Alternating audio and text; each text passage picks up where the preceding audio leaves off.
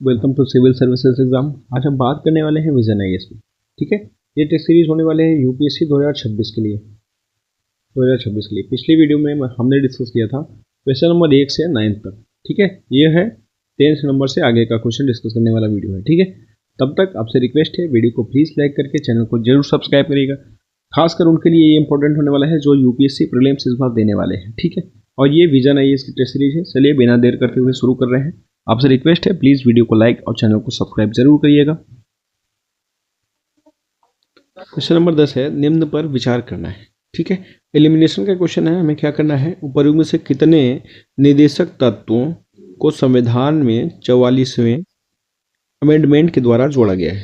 ठीक है, मतलब जो भी फैक्ट दिए गए हैं उनमें से कितनों को 44वें नंबर के द्वारा जोड़ा गया है, 44वें संविधान संशोधन के द्वारा। ठीक है, चलिए एलिमिनेट करते हैं और देखते हैं कौन कौन सा सही इसका आंसर होने वाला है। पहला क्या है, बालकों को स्वस्थ विकास के लिए अवसरों को सुरक्षित करना। ठीक है, ये जो चीज़ें दी गई है ये 42वें संविधान संशोधन के द्वारा दिया गया है। कब हुआ था, ये हुआ था 1976 में। 1976 में 42वां संविधान संशोधन हुआ था, उसके द्वारा ये चीज़ें जोड़ी गई थी। ठीक है, और अगर इसकी बात करें तो ये ऑलरेडी कॉन्स्टिट्यूशन में कौन से आर्टिकल में है, 39 में है। ठीक है, बालकों के लिए अवसरों के स्वस्थ जो विकास है हेल्थ के लिए, उसको संविधान के अनुच्छेद 39 में जोड़ा गया है।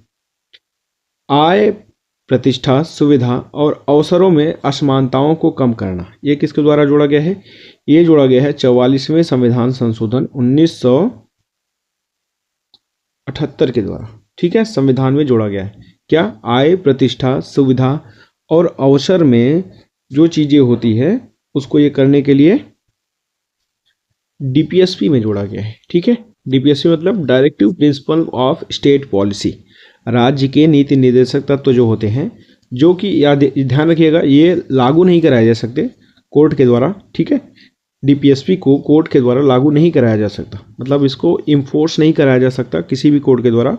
और ये जोड़ा गया है आर्टिकल 38 में। ठीक है, संविधान के अनुच्छेद 38 में आय, प्रतिष्ठा, सुविधा और अवसर की असमानताओं को कम करने के लिए राज्य के ऊपर एक कर्तव्य निर्धारित किया गया है, जिसे बोलते हैं डीपीएसपी यानी directive principle of state policy. ठीक है, अब बात करने वाले हैं जो लास्ट है, पर्यावरण का संरक्षण और संवर्धन, पर्यावरण का संरक्षण तथा संवर्धन और वन तथा वन्य जीवों की रक्षा करना। ये चीज़ें किसके द्वारा जोड़ी गई है, ये चीज़ें जोड़ी गई है 42वें संविधान संशोधन के द्वारा। कौन से अनुच्छेद में जोड़ी गई है, अनुच्छेद 48A 48 के सेक्शन ए में इसको जोड़ा गया है। ठीक है, तो इसमें क्वेश्चन में पूछा है कौन सा डीपीएसपी में, कौन सी ऐसी डीपीएसपी है जिसको 44वें के द्वारा जोड़ी गई है, तो वह है सेकेंड नंबर, आय, प्रतिष्ठा, सुविधा और अवसर में असमानताओं को कम करना। राज्य जो है स्त्री, बालक या ऐसे कोई कास्टिज्म है, ठीक है, ऐसे कोई है नागरिक जिसको अवसर नहीं मिला है, जो मतलब किसी भी सेवा में, सर्विस में, ठीक है, जिसकी कमी है, तो राज्य ऐसे व्यक्तियों के लिए ऐसे जो चीज़ें होती हैं उनके अवसरों में सुधार कर सकती है। ठीक है, स्त्री, महिला या अन्य चीज़ों के लिए, जैसे आप देखेंगे गे वगैरह होते हैं, ठीक है, लेस्बियन होते हैं, तो ऐसे चीज़ों के लिए, या थर्ड जेंडर होती है, तो इन सब के लिए, सॉरी गे और लेस्बियन तो नहीं, लेकिन थर्ड जेंडर की जो बात होती है उसके लिए ये किया जा सकता है। ठीक है, तो राज्य ऐसे चीज़ों के लिए इनको एक आरक्षण प्रोवाइड करा सकती है। ठीक है, अवसर को कम करने के लिए। तो ये हो गया 44वें के द्वारा जोड़ा गया है। ठीक है, बाकी जो है ये दोनों है 3 और 1, ये 42वें संविधान संशोधन के द्वारा ऐड किए गए। तो इस बेसिस पे इसमें से कौन सा सही आंसर होगा, इसमें केवल एक जो है वो दूसरा नंबर का सही होगा जो 44वें के द्वारा जोड़ा गया है। ठीक है, चलिए अगला क्वेश्चन देखेंगे। अगला क्वेश्चन है क्वेश्चन नंबर 11, निम्नलिखित में से कौन से प्रत्यक्ष लोकतंत्र के साधन है। ठीक है, लोकतंत्र जो होता है वो मूलतः 2 प्रकार का होता है। ठीक है, कौन सा, प्रत्यक्ष और अप्रत्यक्ष। ठीक है, ध्यान दीजिएगा, प्रत्यक्ष लोकतंत्र कौन से देश में है, जैसे स्विट्जरलैंड हो गया, इन सब सारी देशों में डायरेक्ट जो है वो लोकतंत्र के प्रकार है। प्रत्यक्ष लोकतंत्र में 4 प्रकार के साधन प्रयोग किए जाते हैं, जो मूलतः होता है वो 4 प्रकार का। क्या, परिप्रेक्ष्य जिसे रेफरेंडम भी बोलते हैं, पहल यानी इनिशिएटिव बोलते हैं। ठीक है, उसके बाद होता है प्रत्याशी को वापस बुलाना, इसको क्या बोलते हैं, इसको बोलते हैं रिकॉल। ठीक है, रिकॉल बोलते हैं। और जो चौथा है जनमत संग्रह। ठीक है, तो अगर आप आंसर देखें तो ये चारों जो हैं वो डायरेक्ट लोकतंत्र के प्रकार हैं। इनमें से पूछा है कौन सा या कितने सही हैं, तो इसके जो सही आंसर होंगे वो सही इसका आंसर है ऑप्शन नंबर डी, यानी 1, 2, 3 और 4 चारों सही हैं। आइए एक बार इस क्वेश्चन को फिर से रिकॉल करते हैं, देखते हैं कि क्या है इसका। प्रत्यक्ष लोकतंत्र के साधन के रूप में मूलतः कितने चीजों को प्रयोग किया जाता है? ठीक है, साधन कौन से हैं? प्रपरीक्षा यानी रेफरेंडम, प्रत्याशी को वापस बुलाना या रिकॉल, पहल मतलब इनिशिएटिव, और जनमत संग्रह। ठीक है, जनमत संग्रह इसको बोलते हैं प्लेबिसाइट, प्लेबिसाइट। ठीक है, जनमत संग्रह। सही आंसर क्या होगा? ऑप्शन नंबर डी इसका सही आंसर हो जाएगा। प्रत्यक्ष लोकतंत्र के साधन ये चार होते हैं। लोकतंत्र मूलतः दो प्रकार का है। प्रत्यक्ष लोकतंत्र कहाँ पे? स्विट्जरलैंड में। ठीक है, स्विट्जरलैंड में प्रत्यक्ष लोकतंत्र के जो है अनुभूति या प्रत्यक्ष लोकतंत्र का प्रकार देखने को मिलता है। अगला क्वेश्चन देखेंगे हम। क्वेश्चन नंबर 12 है, निम्न पर विचार करना है। इसमें से क्या है? कौन सा ऐसी संविधान की संघीय विशेषता है, मतलब जो केंद्रीय विशेषताएं हैं वो कौन सी?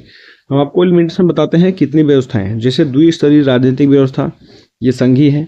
लिखित संविधान, इनमें से कौन सा है? लिखित संविधान एक हुआ, संघीय व्यवस्था है। उसके अलावा कठोर संविधान जो दिया गया है ये एक संघीय व्यवस्था है, न कि लचीला संविधान। ठीक है, ये संघीय व्यवस्था नहीं है। कठोर संविधान जो संविधान होता है, संविधान जो भारत का है वो कठोर और लचीला दोनों का मिश्रण है, आप ध्यान रखिएगा। जो संघीय व्यवस्था में होती है वो कठोर संविधान, संविधान कठोर संविधान का मतलब कड़ा नहीं होगा। संविधान कठोर का मतलब जो संशोधन की प्रक्रियाएं होती हैं वो मूलतः कठिन होती है। ठीक है, इसे बोलते हैं कठोर संविधान। दूसरा क्या है? राष्ट्रीय एवं क्षेत्रीय सरकारों के मध्य शक्तियों का विभाजन। ठीक है, जो शक्तियों का आपस में विभाजन है, जो तीन प्रकार की शक्तियां हैं, ठीक है, उनका विभाजन, ये एक कठोर संविधान या संघीय विशेषता के रूप में देखी जा सकती है। एकीकृत न्यायपालिका, ये जो है वो संघीय व्यवस्था नहीं है। भारत में अगर आप देखें तो न्यायपालिका के तीन स्टेज हैं। ठीक है, एक सुप्रीम कोर्ट है, हाई कोर्ट है और डिस्ट्रिक्ट कोर्ट है। इसलिए इसका जो सही आंसर होने वाला है वो सही आंसर होने वाला है कौन सा या कितनी संघीय व्यवस्थाएं हैं, इसका सही आंसर तो ऑप्शन नंबर सी 1 और 2 जो है वो संघीय व्यवस्थाएं हैं। ठीक है, बाकी जो है वो संघीय नहीं है। एक बार इसे फिर से रिकॉल करते हैं। निम्न पर विचार करना है, संघीय व्यवस्था बतानी है, तो लिखित संविधान और राष्ट्रीय एवं क्षेत्रीय सरकारों के मध्य शक्तियों का जो विभाजन है वो संघीय संविधान की विशेषताएं में आती है। इसका सही आंसर होगा ऑप्शन नंबर सी, यानी केवल 1 और 2। चलिए अगला क्वेश्चन देखेंगे। नेक्स्ट क्वेश्चन, क्वेश्चन नंबर 13 है, भारतीय संविधान में ऐतिहासिक आधारों के संदर्भ में, ऐतिहासिक मतलब बेसिक संदर्भ में निम्नलिखित में से किस अधिनियम ने पोर्टफोलियो प्रणाली को मान्यता प्रदान की? पोर्टफोलियो प्रणाली किसके द्वारा शुरू की गई थी? ये शुरू की गई थी कैनिंग के द्वारा। जो लॉर्ड कैनिंग है, इनके द्वारा पोर्टफोलियो प्रणाली शुरू की गई थी। कब? 1859 में। ठीक है, 1859 में शुरू की गई थी। और किस अधिनियम के द्वारा इसको मान्यता मिली? तो ये मान्यता मिली भारत परिषद अधिनियम 1861 के द्वारा। पोर्टफोलियो शुरू किया गया था, इसके द्वारा मान्यता मिली। पोर्टफोलियो शुरू किया गया था 1859 में। ठीक है, किसके द्वारा? कैनिंग के द्वारा इसको शुरू किया गया था, लॉर्ड कैनिंग के द्वारा शुरू किया गया था।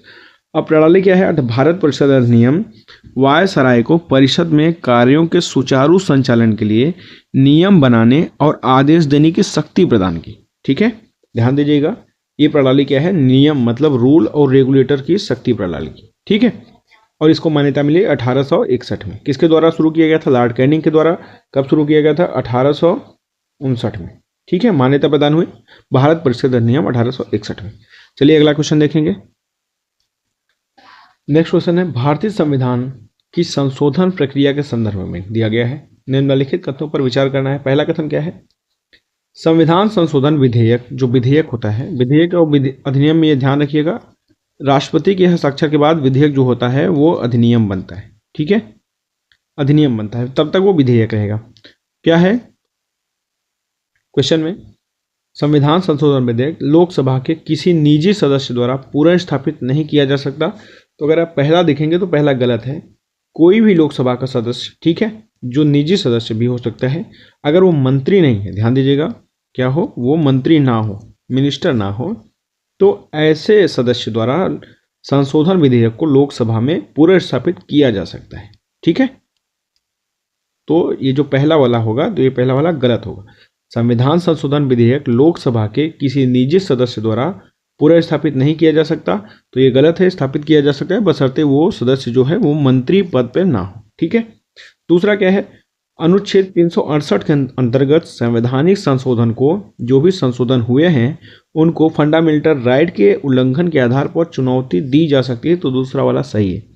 कोई ऐसा संशोधन जो फंडामेंटल राइट के अगेंस्ट हो, ठीक है, फंडामेंटल राइट्स मतलब मूल अधिकार के अगेंस्ट हो, उनको सुप्रीम कोर्ट में या किसी हाई कोर्ट में ऐसे संशोधन को चुनौती दी जा सकती है कि वो हमारे फंडामेंटल राइट्स के अगेंस्ट जा रहे हैं। ठीक है, तो दूसरा वाला जो होगा वो सही है, पहला वाला गलत है। इसमें पूछा है कौन सा या कितने सही हैं, तो ऑप्शन नंबर बी जो है इसका सही होगा, केवल 2 इसका सही है, पहला वाला गलत है। ठीक है, अगला क्वेश्चन देखेंगे हम। क्वेश्चन नंबर 15 है, क्या है, हाल ही में मराठी भाषा को आधिकारिक तौर पर शास्त्रीय भाषा का दर्जा प्रदान किया गया है। मराठी के अतिरिक्त निम्नलिखित भाषाओं के समूह में से किसे शास्त्रीय भाषा के रूप में मान्यता प्राप्त है, तो है ऑप्शन नंबर ए यानी तमिल, संस्कृत, कन्नड़ और पाली। इसके अलावा एक भाषा कौन सी है, मराठी। 5 भाषाओं को शास्त्रीय भाषा के रूप में नया दर्जा प्रदान किया गया है। ठीक है, अगला क्वेश्चन देखेंगे, क्या है, राज्य की नीति तत्व भारत के लिए उपयोगी रहे हैं, मतलब डीपीएसपी की उपयोगिता क्या है और क्यों रहे। ठीक है, क्यों भारत के संदर्भ में उपयोगी है, आइए इसको देखते हैं। पहला क्या है, ये भारतीय संघ के अधिकृतों को उन नए सामाजिक एवं आर्थिक मूल सिद्धांतों का स्मरण कराते हैं जो संविधान के लक्ष्यों की प्राप्ति से जुड़े हैं। ठीक है, डीपीएसपी राज्य के ऊपर ऐसे चीज़ों को, ऐसे सिद्धांत प्रिंसिपल का स्मरण कराती है जो संविधान के लक्ष्य, जो उसका एम है कि हर व्यक्ति तक उसके अधिकार पहुँचे, इसका स्मरण कराती है। तो पहला वाला जो होगा वो सही होगा। दूसरा क्या है, ये विधि की संवैधानिक वैधता निर्धारित करने में न्यायालयों की सहायता करते हैं।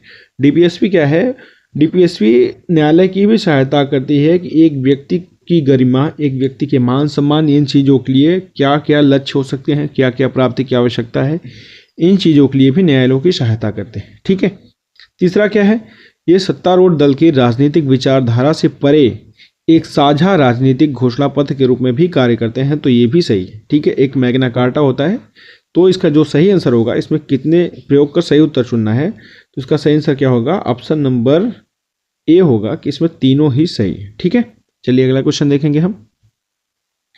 क्या है, निम्नलिखित में से कौन से 1949 में हस्ताक्षरित संविधान की मूल उद्देशिका में शामिल नहीं थे। संविधान को कब हस्ताक्षर किया गया था, 1949 में शामिल किया गया था।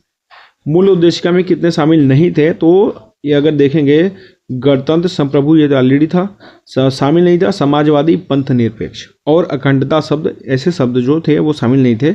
इसको कब जोड़ा गया था, इसको 42वें संविधान संशोधन 1976 द्वारा संविधान में जोड़ा गया था। ठीक है, तो इसका सही आंसर क्या होगा, सही आंसर होगा इसका ऑप्शन नंबर सी, यानी केवल 3 और 4 जो है वो शामिल नहीं था।